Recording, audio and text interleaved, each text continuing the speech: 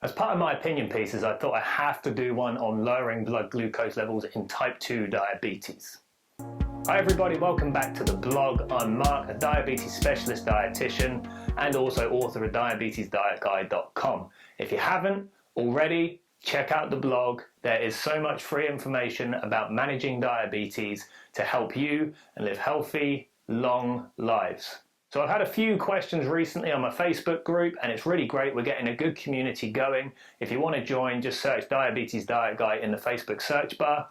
But there's been a few things that come up that actually just prompt me to think about some of the things I hear in clinic that aren't quite what they seem. They aren't quite true in terms of managing your type 2 diabetes. Now, the ones that I wanted to discuss today aren't necessarily completely crazy, but it's more how they're positioned as potentially the only solution to helping people's type 2 diabetes. When in reality, there's a lot more to the equation that people need to consider, which will help them improve their control over the long term.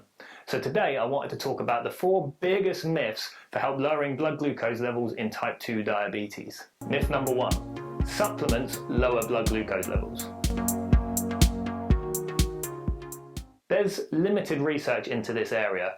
Diabetes UK or any reputable organisation do not currently recommend the use of supplements to help lower blood glucose levels. Some very small and poorly put together studies have shown a small but insignificant effect on lowering glucose levels, particularly for cinnamon, chromium and magnesium. But as I say, there have not been significant effects. There's also huge discrepancies about how the studies looked at these nutrients.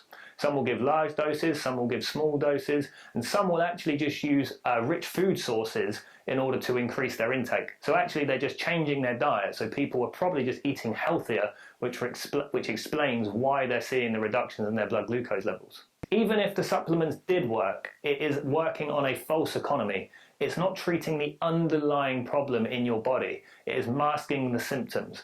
Now there's an argument that medications can also do this, more on that in a moment, but what we really want to do is treat the underlying cause, not rely on supplements to help us do it. But as it stands, the evidence out there has not proven that this is a thing that you should be doing. Don't get me wrong, if you want to try it, it's not going to harm you, as long as you're not taking huge doses of certain nutrients which can become toxic.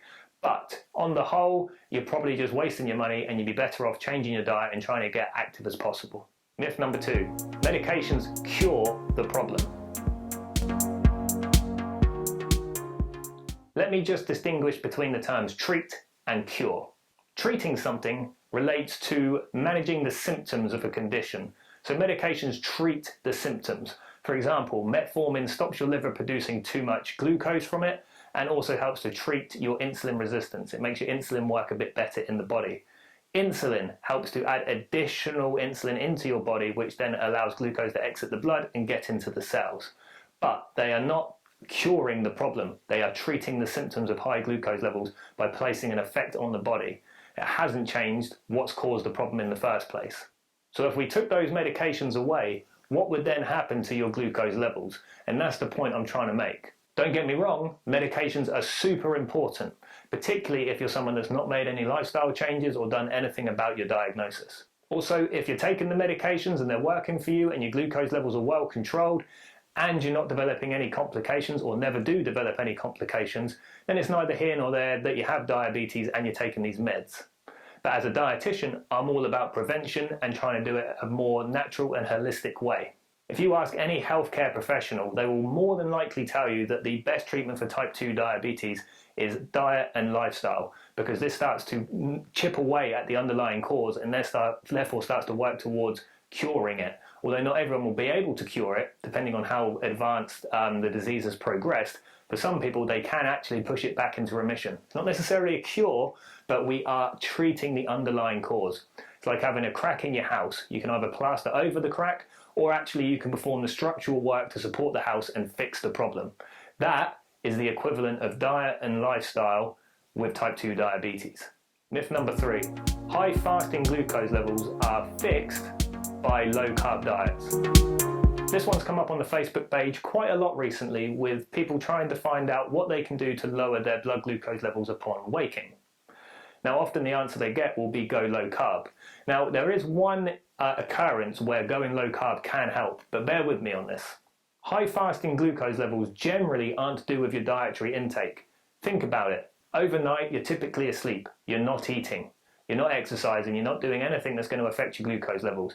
So actually, that morning reading generally gives us a pretty good idea about where your baseline control is. How far has your diabetes progressed? What's actually causing this high glucose level in the morning is the amount of glucose that's being released from your liver. The liver is actually the part of the body that's forgotten in type 2 diabetes. I've done a blog all about the liver, which I'll link to at the end of this video. So if you're interested, check it out. Just to give you a quick summary though, all day your liver releases glucose into your body. The only thing that turns off this glucose release is insulin. So in other words, when you eat and you have more insulin in your body, your liver releases less glucose, and when you have less insulin in your body, like between meals and overnight, your liver will release more glucose.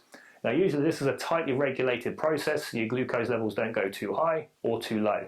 In type 2 diabetes, you have a fat layer around the liver and you become insulin resistant. So essentially your insulin isn't working very well and it can't get to the liver to tell it to turn off.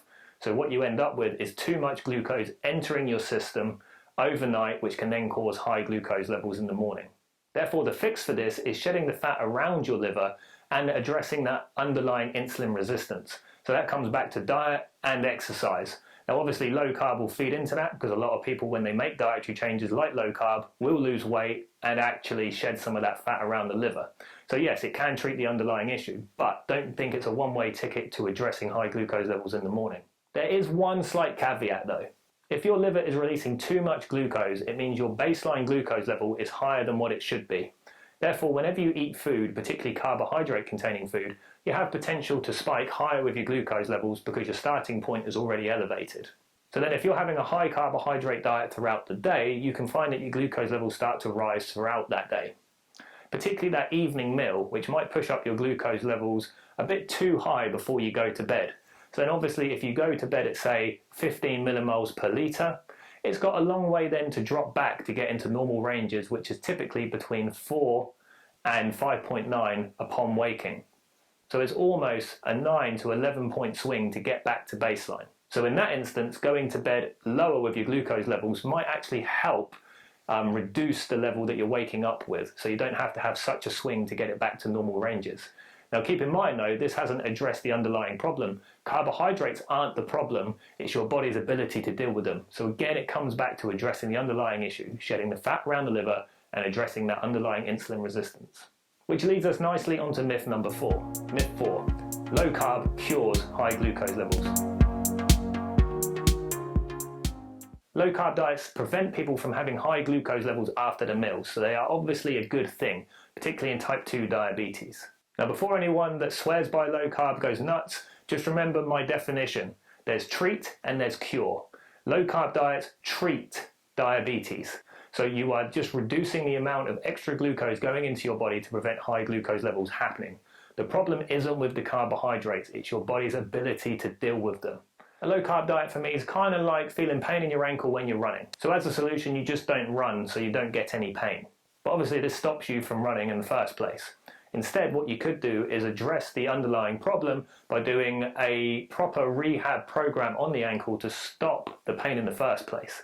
So that actually cures the problem and therefore allows you to do all the running you want. Same thing with diabetes. If you cure the problem, you can then have a much more balanced and varied diet without problems occurring.